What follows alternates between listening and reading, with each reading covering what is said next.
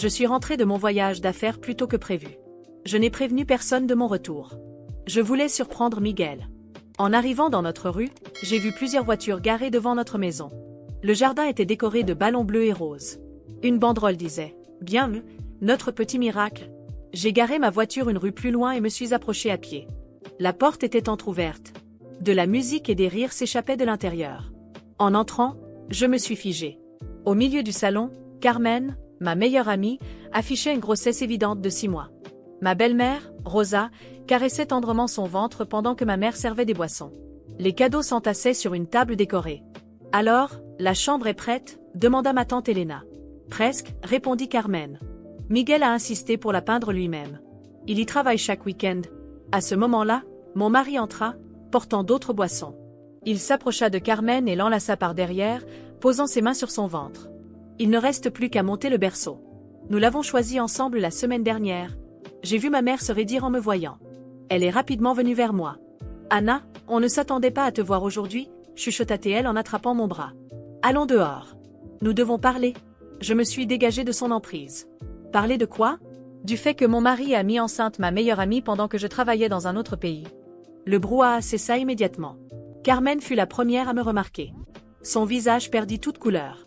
Miguel resta figé, les mains toujours posées sur son ventre. « Anna, commença-t-il. N'ose même pas, les jeux interrompus. Depuis combien de temps vous me trompez ?» Personne ne répondit. Mon père, dans un coin, n'osait même pas croiser mon regard. « Je peux t'expliquer ?» dit Carmen en avançant d'un pas. « Nous ne voulions pas que tu l'apprennes comme ça. »« Ah oui? Et comment comptiez-vous me l'annoncer ?»« Après la naissance ou quand l'enfant aurait 18 ans. » Ma belle-mère intervint. « Anna, s'il te plaît, pense au bébé. Carmen n'a pas besoin de ce stress dans son état. » Son état? J'ai laissé échapper un rire sans joie. Le même état dans lequel j'étais il y a 2 ans quand j'ai perdu mon bébé? Où était ton inquiétude à ce moment-là, Rosa? Le silence qui suivit fut assourdissant. Ma mère tenta à nouveau de s'approcher. « Ma chérie, je sais que c'est difficile. » Difficile pour qui? Pour moi, qui ai travaillé sans relâche pendant 9 mois pendant que mon mari couchait avec ma meilleure amie. Ou pour vous tous, qui avez dû maintenir les apparences. Miguel s'éloigna enfin de Carmen. « Anna, on peut en parler en privé? Ne fais pas une scène. » Une scène? Non, Miguel.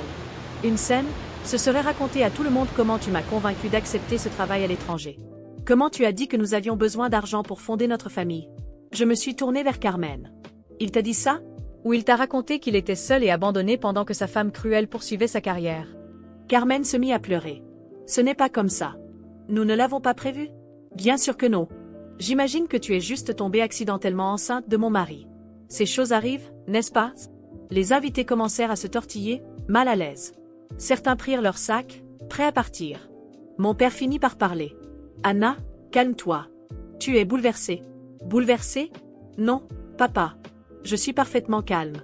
En fait, je suis reconnaissante. Ma mère fronça les sourcils, confuse.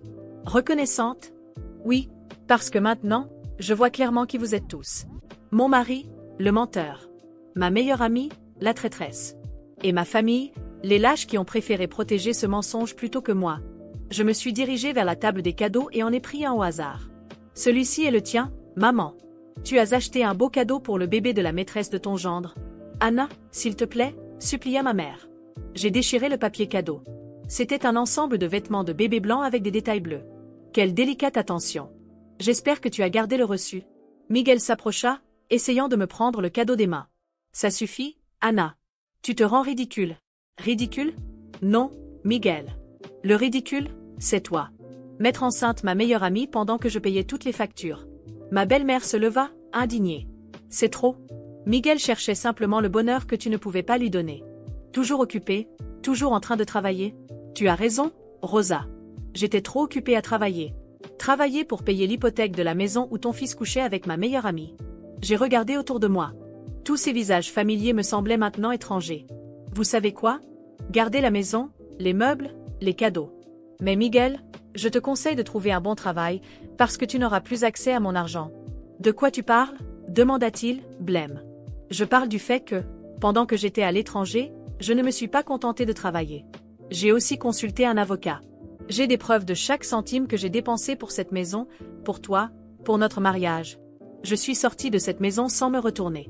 Mes mains tremblaient, ma respiration était irrégulière, mais je refusais de m'effondrer devant eux. Ils ne méritaient pas de voir mes larmes. Je me suis éloignée, ignorant les regards curieux des voisins qui avaient probablement entendu chaque mot de la scène qui venait de se dérouler. Je suis montée dans ma voiture et j'ai claqué la porte avec force. Mes mains agrippaient le volant si fort que mes doigts en étaient devenus blancs. Ma vision était floue, mais je refusais de pleurer. J'ai démarré le moteur et j'ai conduit. Sans destination, sans direction. Juste pour m'éloigner de ce cauchemar. Mon téléphone était inondé de messages. Des appels manqués de ma mère. Des messages de Miguel. Même de Carmen. S'il te plaît, Anna, il faut qu'on parle. Ce n'était pas censé se passer comme ça. Tu ne comprends pas toute l'histoire. Oh, mais je comprends parfaitement. Je comprends que pendant que je travaillais pour subvenir aux besoins de ma maison, de ma famille, de mon mariage, eux étaient ensemble. Je comprends que chaque fois que Miguel m'appelait en disant qu'il me manquait, c'était un mensonge et honté. Je comprends que chaque fois que Carmen disait être occupée et ne pouvait pas me parler, c'était parce qu'elle était occupée avec lui. Un goût amer m'envahit la bouche. Du dégoût. Du dégoût envers moi-même pour ne pas l'avoir vu plus tôt. Après avoir roulé un moment, je me suis arrêtée sur le parking d'un hôtel au hasard. J'avais besoin d'un endroit où respirer. Je ne voulais pas retourner dans cette maison qui n'était plus qu'un symbole de mon humiliation. Je suis allée à la réception et j'ai réservé une chambre pour quelques jours. La réceptionniste m'a regardée étrangement, probablement à cause de mon apparence désordonnée, mais elle m'a remis la clé sans poser de questions. Dès que j'ai fermé la porte de ma chambre, je me suis effondrée sur le lit. Ce n'est qu'à cet instant que le poids de tout cela m'a écrasée. Je me suis recroquevillée, serrant mes propres bras, et j'ai laissé les larmes couler. Des larmes de rage, de dégoût, d'une douleur profonde et suffocante qui me broyait la poitrine. Mais je ne pouvais pas rester comme ça éternellement. Il fallait que je réagisse. Le lendemain matin, je suis allée directement au bureau de mon avocat. Il connaissait déjà ma situation et avait préparé tous les documents nécessaires pour que je sorte de cette histoire avec le moins de dégâts possible. Je veux lancer la procédure aujourd'hui, ai-je dit fermement. Divorce, séparation des biens, tout. Et je veux qu'il soit très clair que Miguel ne touchera pas un centime de mon argent. Il hocha la tête. Vous avez plus qu'assez de preuves pour contester toute demande de sa part. La maison est à votre nom, toutes les dépenses ont été couvertes par vous. Il n'a droit à rien. J'ai pris une profonde inspiration. Parfait. Qu'il l'apprenne de la pire manière possible. Je suis sortie du bureau avec un étrange sentiment de soulagement. Pour la première fois depuis longtemps, j'avais l'impression de reprendre le contrôle de ma vie. Mon téléphone vibra. Miguel. Je l'ignorais. Quelques minutes plus tard, un message apparut, on doit parler. S'il te plaît, Anna. Je répondis simplement. Parle à mon avocat. Les jours passèrent, et les appels et messages ne s'arrêtèrent pas. Jusqu'à ce qu'un après-midi, alors que je prenais un café dans un petit restaurant près de l'hôtel, quelqu'un s'approcha de ma table. Miguel. Il avait une mine affreuse.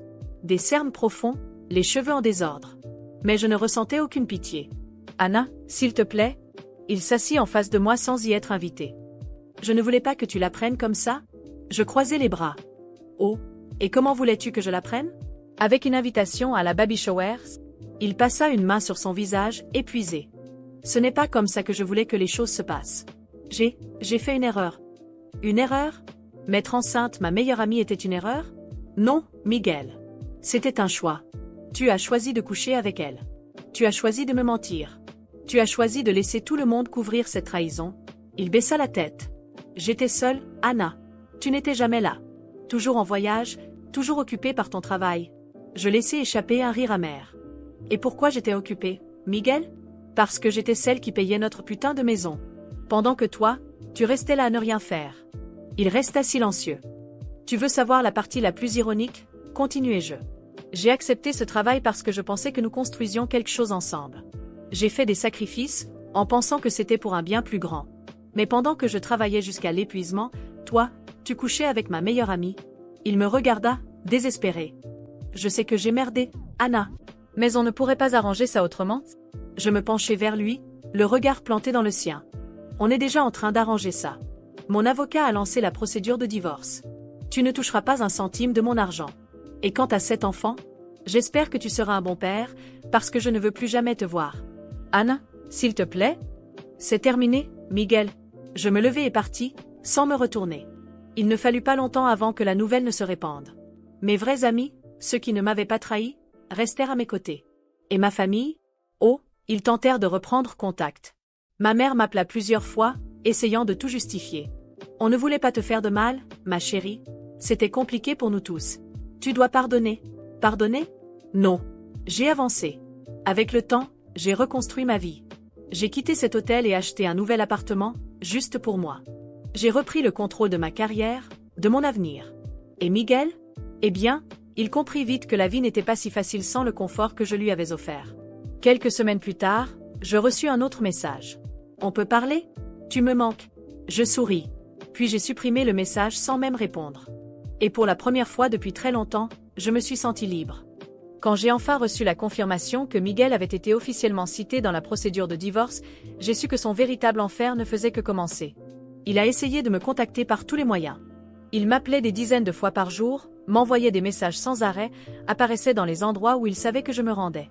Mais je ne répondais pas. Je ne lui laissais aucune ouverture. Je refusais de lui donner la moindre chance de me manipuler. Une nuit, alors que je rentrais chez moi, j'ai trouvé ma mère qui m'attendait devant mon immeuble. « Anna, il faut qu'on parle ?» Je levai les yeux au ciel. Je savais déjà exactement où elle voulait en venir. « Nous n'avons rien à nous dire. Miguel est désespéré. Tu es en train de tout lui prendre, dit-elle, scandalisée, comme si j'étais la méchante dans cette histoire. » Je croisai les bras. « Oh, maintenant c'est lui la victime. Ma chérie, il a fait une erreur, mais ce n'est pas une raison pour lui détruire la vie. » J'ai laissé échapper un rire amer. « Il a détruit ma vie, maman. Il m'a trompée, il a mis enceinte ma meilleure amie, et vous l'avez tous couvert. Et maintenant, vous osez me dire que je suis cruelle ?» Elle soupira, essayant d'attraper ma main, mais je me suis reculée. « Ce que tu lui fais, ce n'est pas juste, Anna. » La colère a monté en moi. « Ah, on parle de justice maintenant? Est-ce que c'était juste que je paie toute l'hypothèque pendant qu'il me trompait? Est-ce que c'était juste que je travaille comme une folle pendant qu'il jouait au mari parfait? Maintenant, il doit en assumer les conséquences. » Elle m'a regardée comme si j'étais un monstre. Il n'a nulle part où aller. Je haussai les épaules. « Ce n'est pas mon problème. » Elle secoua la tête, incrédule. « Je ne t'ai pas élevée pour être comme ça, Anna. Et moi, je ne pensais pas que ma propre mère prendrait la défense d'un traître. » Je lui tournai le dos et entrai dans mon immeuble sans me retourner. Les jours passèrent, et la situation de Miguel s'aggrava. Comme j'étais celle qui avait toujours payé les factures, il commença à crouler sous les dettes. Les échéances de l'hypothèque n'étaient plus couvertes, et sans mon argent, il se retrouva rapidement dans une impasse financière. Puis vint l'expulsion. Je savais que ça arriverait. Quand j'ai reçu la confirmation qu'il n'avait pas pu payer, j'ai fait en sorte d'être présente pour assister en personne au moment où il serait jeté hors de ma maison. Quand je suis arrivée, c'était le chaos. Des cartons étaient éparpillés devant la porte. Miguel était en pleine dispute avec l'agent judiciaire venu exécuter l'expulsion. Carmen était à ses côtés, une main sur son ventre arrondi, l'air complètement paniqué. « Anna !» cria Miguel en me voyant. « Tu ne peux pas me faire ça. » Je croisai les bras, sentant une satisfaction froide grandir en moi. « Je peux et je l'ai fait. Ce n'est pas juste. J'ai vécu dans cette maison. » « Non. Moi, j'ai payé pour cette maison. Toi, tu étais juste un parasite. » Son visage devint écarlate de frustration. « Mais où veux-tu que j'aille ?» Je haussai les épaules. Encore une fois, pas mon problème. Carmen me regarda avec un air suppliant. « Anna, s'il te plaît. »« S'il te plaît ?» Elle osait me regarder dans les yeux et dire « s'il te plaît ?» J'ai avancé d'un pas vers elle. « Ah, maintenant tu sais prononcer mon prénom? Avant, c'était juste j'espère qu'elle ne découvrira jamais, non ?» Elle baissa la tête. Ce n'était pas censé se passer comme ça. Mais c'est arrivé. Et maintenant, c'est à vous deux d'en assumer les conséquences. Miguel passa une main sur son visage, à bout.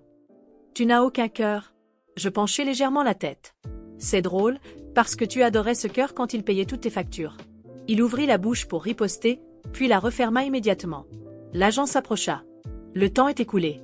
Vous devez quitter la maison maintenant. » Le visage de Miguel se transforma en panique pure. Il regarda autour de lui, réalisant qu'il n'avait plus d'option. Il attrapa un carton et le jeta violemment au sol. « Tu veux juste me voir détruit, c'est ça ?» Je me penchai légèrement vers lui, plantant mon regard dans le sien. « Oui. » Il serra la mâchoire et quitta les lieux furieux, Carmen à sa suite. Je suis restée là, à regarder leur départ sans argent, sans maison, sans rien. Dans les jours qui suivirent, ma famille se retourna contre moi. Mes tantes me téléphonèrent. Ma mère revint encore frapper à ma porte. Même mon père, habituellement neutre, tenta d'intervenir. « Anna, il dort sur le canapé de ta belle-mère. Tu ne crois pas que ça va trop loin? » « Non, papa, je ne crois pas. Carmen est enceinte. Ils n'ont plus rien? Super. Alors Miguel va enfin devoir faire ce qu'il aurait dû faire depuis longtemps, trouver un vrai travail. » Ma mère leva les mains, exaspérée. « Tu es obsédé par la vengeance. Et vous êtes obsédé par le fait de protéger un infidèle. Ils n'ont pas réussi à me faire changer d'avis. Et Miguel? Oh, Miguel était en ruine. Sans maison. Sans confort. Sans accès à l'argent qu'il avait siphonné pendant des années. J'ai appris par des connaissances qu'il enchaînait les petits boulots pour survivre. Mais ce n'était pas suffisant. Et puis, l'inévitable est arrivé. Miguel est venu frapper à ma porte. Il était méconnaissable, amaigri, cerné, l'air abattu. Anna, s'il te plaît. Je n'ai plus rien. Je l'ai regardé droit dans les yeux. Je sais. J'ai besoin d'aide. J'ai penché la tête, feignant la réflexion. Comme moi, quand j'ai découvert que tu me trompais. Il ferma les yeux, frustré. J'ai été un idiot. Je le sais. Mais je ne peux pas changer le passé. Je croisai les bras. Non. Mais tu peux souffrir dans le présent. Il serra les poings, essayant de ravaler sa fierté. Tu n'es pas obligé d'être aussi cruel. Oh, mais si. J'ai appris de toi. Et sur ces mots, je lui ai claqué la porte au nez. Et pour la première fois depuis des années, j'ai ressenti une paix profonde. Miguel découvrait enfin la vie sans moi. Et moi, j'étais enfin libre. Le temps passa, et comme je l'avais prévu, Miguel s'enfonça encore plus. Plus de maison, plus d'argent, plus de confort, il était passé de mari entretenu à homme désespéré, enchaînant des petits boulots pour essayer de survivre. Et moi, je continuais ma vie.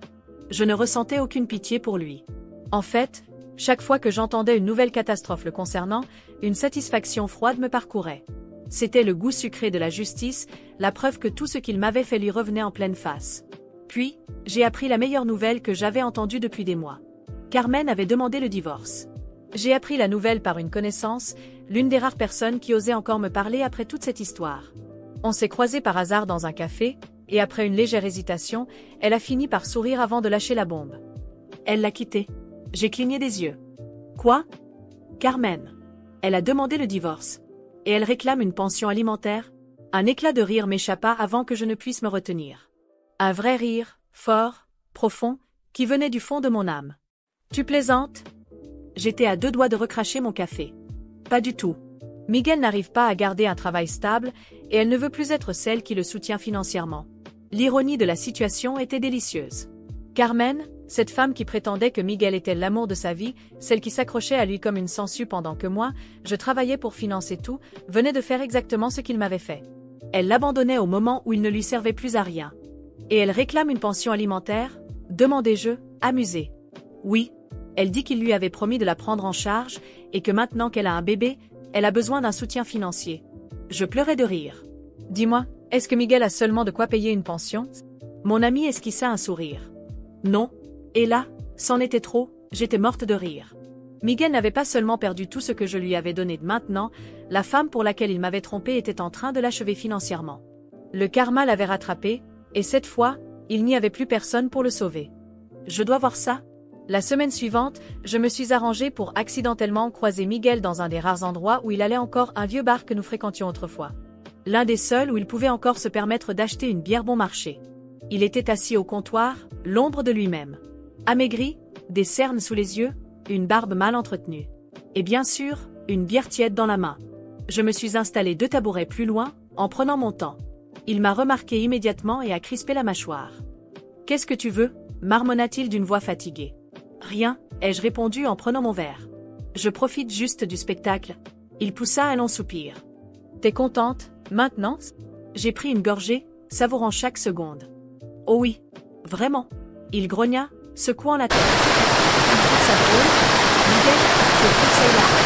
Tu as foutu en l'air notre mariage, Carmen, et regarde. » Elle t'a Elle t'a pris le peu qui te restait. Il passa une main sur son visage, épuisé. « Tu ne comprends pas ? » Oh, si, je comprends très bien. Explique-moi plutôt. Comment votre grande histoire d'amour a-t-elle pu s'écouler si vite ? Il resta silencieux un moment, les yeux rivés sur son avenir. Elle a dit qu'elle ne pouvait pas rester avec quelqu'un qui n'avait plus rien à dire. C'est marrant, non ? C'est exactement ce que toi, tu as dit à mon souvenir. Il ferma les yeux, visiblement furieux. Tu comprends pas, alors ? Oh, mais si, je comprends. Tu n'étais bon qu'à ses yeux tant que tu étais utile. Maintenant que tu ne peux plus lui offrir une vie confortable, elle t'a jeté comme un déchet. Il ne n'y a pas. Parce qu'il ne pouvait pas. Je me suis levée, prête à partir. Tu veux savoir la meilleure partie ? Tu mérites tout ce qui t'arrive. Et je suis sortie, le laissant s'enfoncer un peu plus dans sa misère. Après ce jour-là, j'ai coupé les ponts avec tout le monde.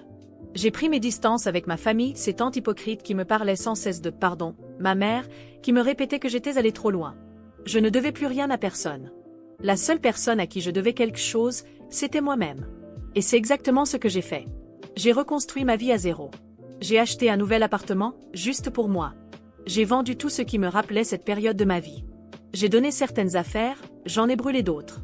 Miguel et Carmen n'existaient plus. J'ai commencé à sortir davantage. J'ai rencontré de nouvelles personnes.